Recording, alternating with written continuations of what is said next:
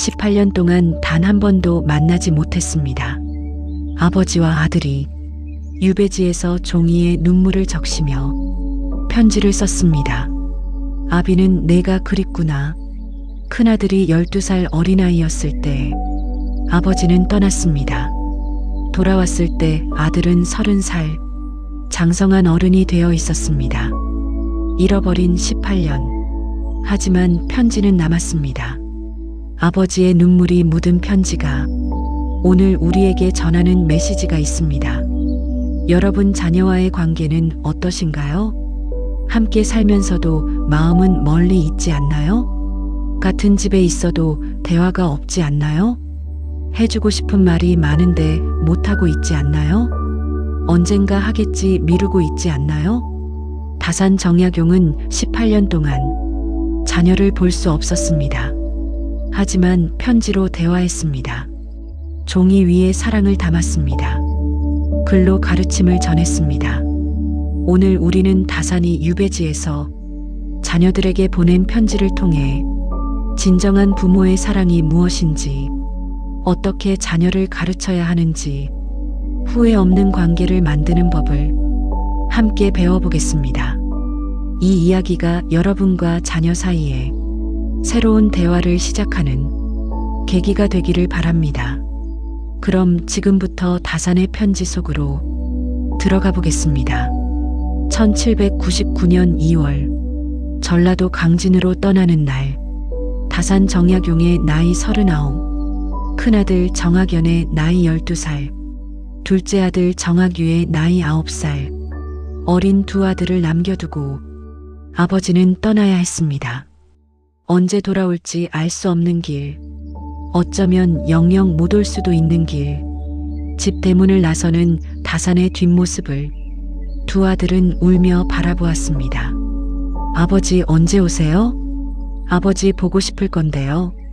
다산은 돌아보지 못했습니다. 돌아보면 발걸음을 뗄 수 없을 것 같아서 그렇게 아버지는 떠났습니다. 강진으로 가는 먼 길, 걸음마다 자식들 생각이 났습니다. 지금쯤 울고 있을까? 밥은 먹었을까?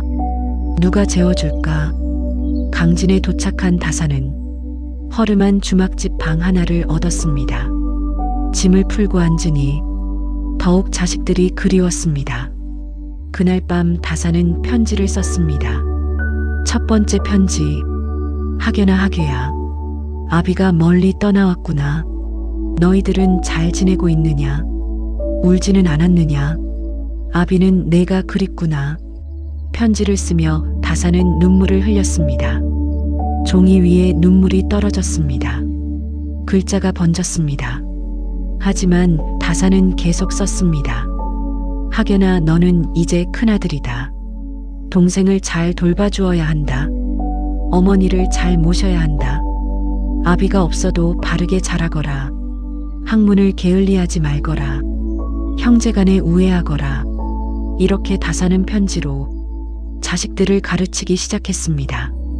1년에 수십 통씩 18년 동안 수백 통의 편지를 보냈습니다. 볼 수 없어도 포기하지 않았습니다. 만날 수 없어도 대화했습니다. 멀리 떨어져 있어도 사랑을 전했습니다. 이것이 다산의 아버지로서의 모습입니다. 큰아들 정학연에게 보낸 편지 중에 하피첩이라는 것이 있습니다.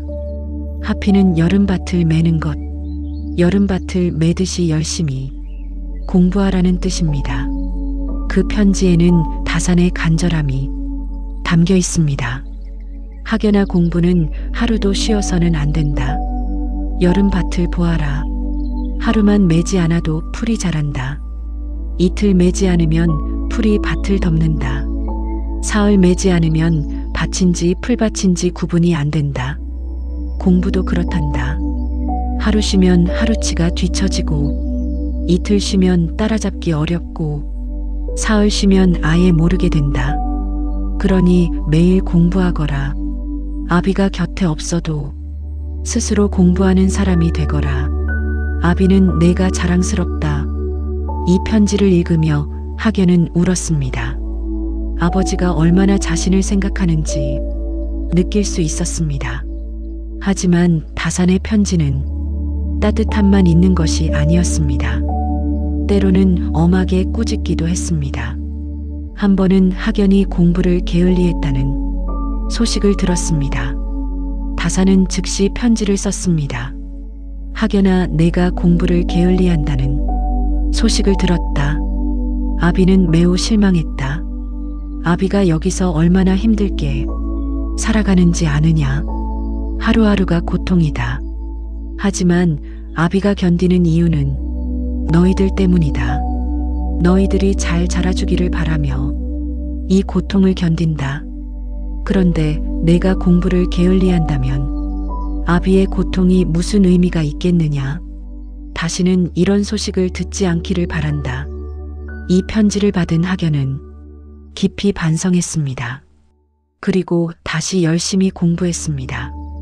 다산의 편지는 단순히 공부만 강조한 것이 아니었습니다. 인간으로서 어떻게 살아야 하는지 자세히 가르쳤습니다. 형제간의 우애에 대해서도 여러 번 편지를 보냈습니다. 학연아, 학유야, 너희 형제는 세상에서 가장 가까운 사람들이다. 부모는 언젠가 세상을 떠나지만 형제는 평생을 함께한다. 그러니 서로 아끼고 사랑하거라. 형은 동생을 보살피고 동생은 형을 공경하거라. 절대 다투지 말거라. 형제가 우애하면 집안이 화목하고 형제가 불화하면 집안이 망한다. 이것을 명심하거라. 다산의 두 아들은 이 가르침을 평생 지켰습니다.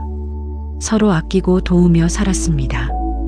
또한 다산은 자식들에게 효도에 대해서도 가르쳤습니다. 특히 어머니를 잘 모시라고 강조했습니다.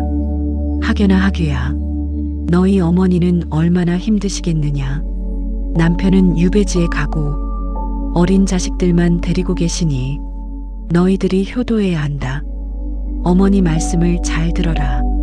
어머니를 기쁘게 해드려라. 밤에는 어머니 이불을 펴드리고 아침에는 문안을 여쭈어라. 어머니가 아프시면 정성껏 간호하고 어머니가 걱정하시면 위로해드려라. 이것이 자식의 도리다. 아비가 곁에 없는 동안 너희들이 효자가 되어야 한다. 이 편지를 받고 두 아들은 어머니를 더욱 잘 모셨습니다. 다산은 또한 이웃과의 관계에 대해서도 가르쳤습니다. 학연아, 학유야, 사람은 혼자 살 수 없다. 이웃과 더불어 살아야 한다. 이웃을 존중하고 배려하거라. 어려운 이웃이 있으면 도와주고 다투는 일이 있으면 먼저 사과하거라. 남에게 피해를 주지 말고 남의 허물을 들추지 말거라. 겸손하게 행동하고 예의 바르게 말하거라. 그러면 사람들이 너희를 좋아할 것이고 너희의 삶도 평안할 것이다. 다산의 자식들은 이 가르침대로 이웃과 화목하게 지냈습니다. 사람들이 그들을 칭찬했습니다. 유배간 아버지의 자식들인데도 참 바르게 자랐다고. 세월이 흘러 학연이 20살이 되었습니다. 혼인할 나이가 되었습니다. 다산은 며느리를 직접 고를 수 없었습니다. 하지만 편지로 조언을 보냈습니다. 학연아, 내가 이제 장가를 간다니 아비가 함께 있지 못해 미안하구나. 며느리를 고를 때 이것을 기억하거라. 집안의 명예나 재산을 보지 말고 그 사람의 인품을 보아라. 착하고 부지런하고 효성스러운 사람, 그런 사람을 아내로 맞이하거라. 그리고 결혼하면 아내를 존중하거라. 부부는 평생을 함께하는 사람이다. 서로 아끼고 사랑하며 살아가거라. 학연은 아버지의 조언대로 착한 여인을 아내로 맞이했습니다. 다산은 며느리에게도 편지를 보냈습니다. 며느리야, 우리 집에 온 것을 환영한다. 비록 아비는 유배지에 있지만 너를 며느리로 맞이하게 되어 기쁘다. 학연이를 잘 도와주고 시어머니를 잘 모셔다오. 내가 있어 우리 집이 화목할 것이다. 이 편지를 받은 며느리는 감동했습니다. 그리고 시댁을 더욱 잘 섬겼습니다. 또 세월이 흘러 학연에게 아들이 태어났습니다. 다산의 첫 손자였습니다. 다산은 손자의 얼굴을 볼 수 없었지만 편지로 기쁨을 표현했습니다. 학연아, 아들을 낳았다니 축하한다. 아비가 함께 기뻐하지 못해 안타깝구나. 하지만 마음만은 너희와 함께 있단다. 손자를 잘 키우거라. 바르게 가르치거라. 공부도 중요하지만 인품이 더 중요하다. 착한 사람으로 키우거라. 그리고 학연아, 너도 이제 아비가 되었구나. 아비의 마음을 이제 알겠지. 자식을 사랑하는 마음, 자식을 걱정하는 마음, 아비가 너를 얼마나 사랑하는지 이제 알겠지. 이 편지를 읽으며 학연은 눈물을 흘렸습니다. 아버지의 사랑을 깊이 느꼈습니다.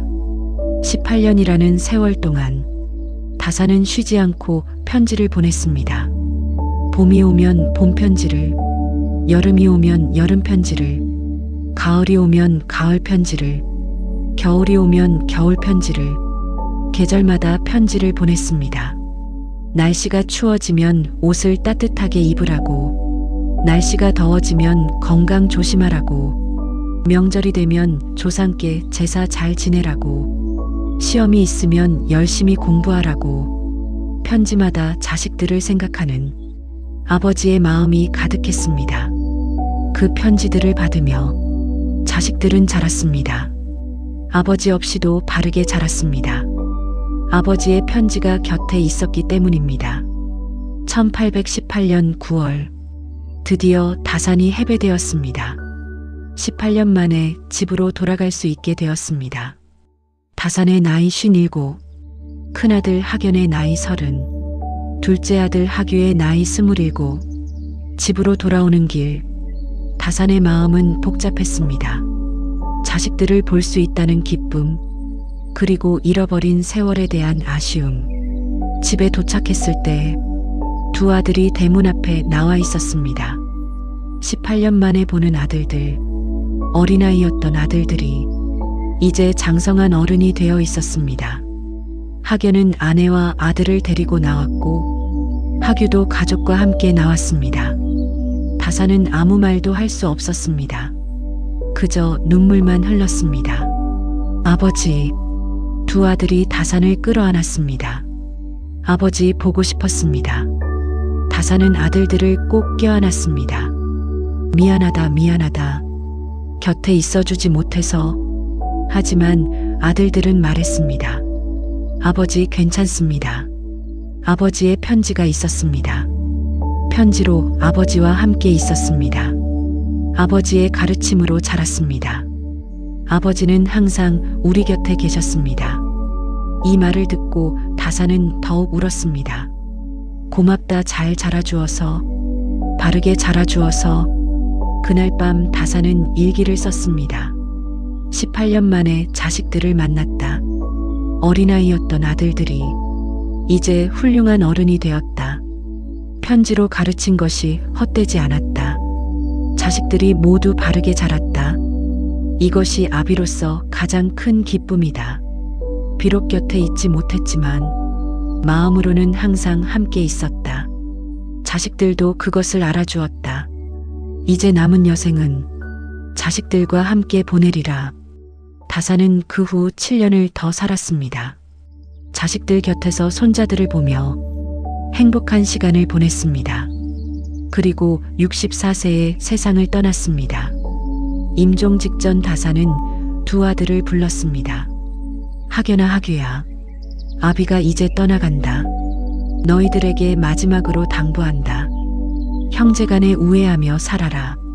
자식들을 잘 가르쳐라. 학문을 게을리하지 말아라. 남에게 덕을 베풀며 살아라.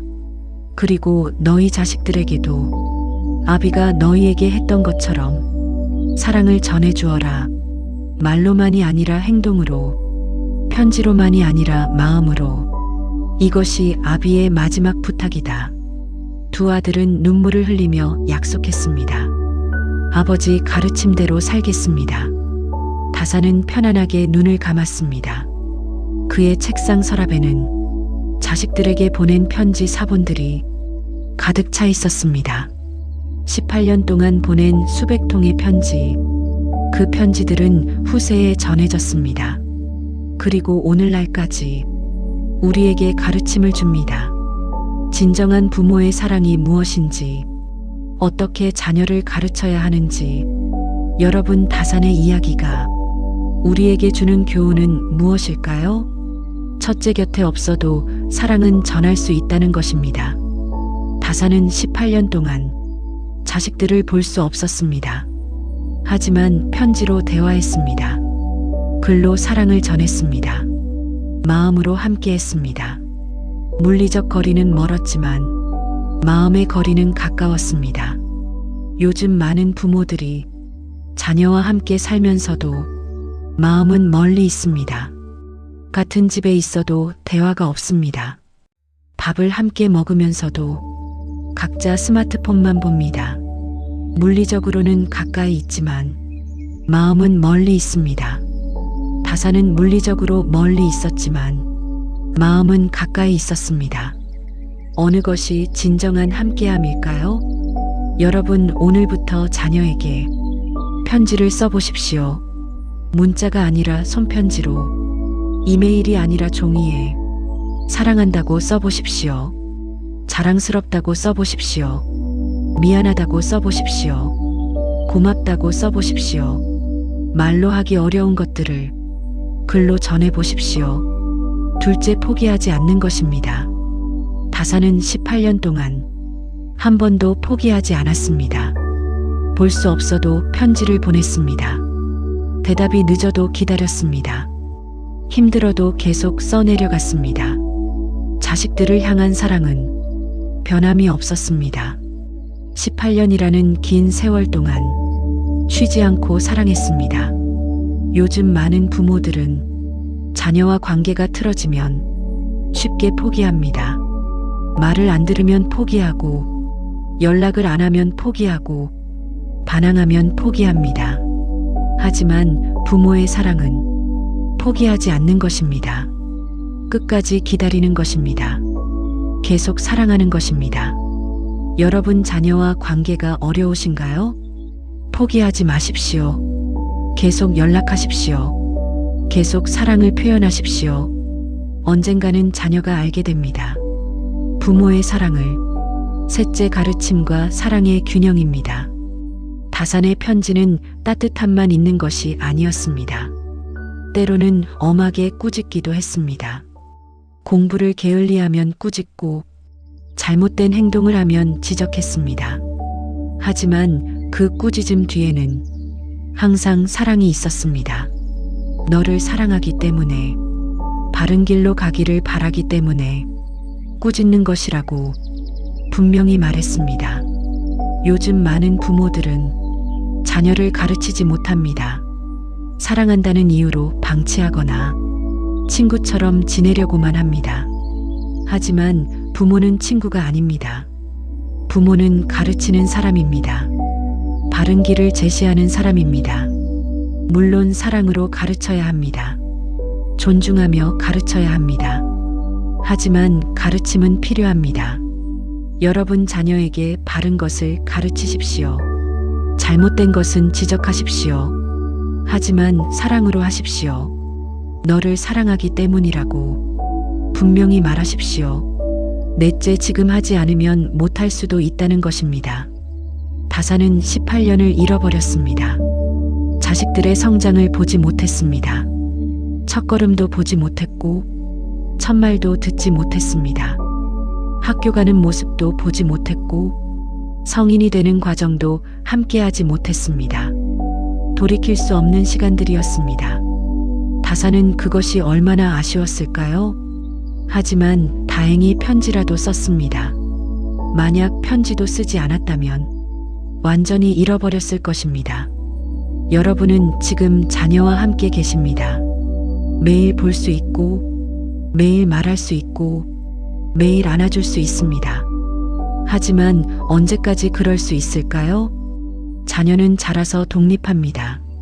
멀리 떠날 수도 있습니다. 그때 후회하지 마십시오. 지금 하십시오. 지금 사랑한다고 말하십시오.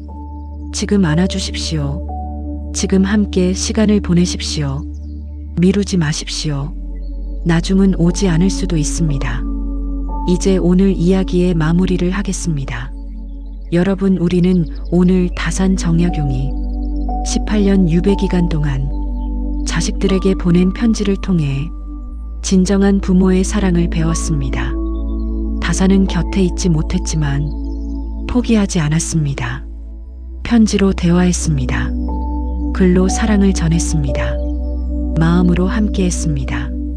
그리고 자식들은 잘 자랐습니다. 아버지의 가르침대로 바르게 자랐습니다. 훗날 다산이 돌아왔을 때 자식들은 말했습니다. 아버지는 항상 우리 곁에 계셨다고. 이것이 진정한 부모의 모습입니다. 물리적 거리가 아니라 마음의 거리가 중요합니다. 함께 있는 시간이 아니라 함께하는 마음이 중요합니다. 여러분, 오늘부터 자녀에게 편지를 써보십시오. 사랑한다고 전해보십시오. 자랑스럽다고 말해보십시오. 미안한 것이 있다면 사과하십시오. 고마운 것이 있다면 감사하십시오. 지금 하지 않으면 못할 수도 있습니다. 다산처럼 18년을 떨어져 있을 수도 있습니다. 아니, 영영 기회가 없을 수도 있습니다. 그러니 지금 하십시오. 오늘 저녁 자녀를 안아주십시오. 오늘 밤 자녀에게 편지를 쓰십시오. 내일 아침 자녀에게 사랑한다고 말하십시오. 후회 없는 부모가 되십시오. 다산 정약용의 가르침과 함께 여러분 모두 자녀와 아름다운 관계를 만들어 가시기를 바랍니다. 긴 시간 동안 함께 해주셔서 진심으로 감사드립니다. 여러분과 자녀 사이에 사랑과 감사가 가득하기를 기원합니다. 오늘도 정말 수고 많으셨습니다. 편안한 밤 되십시오.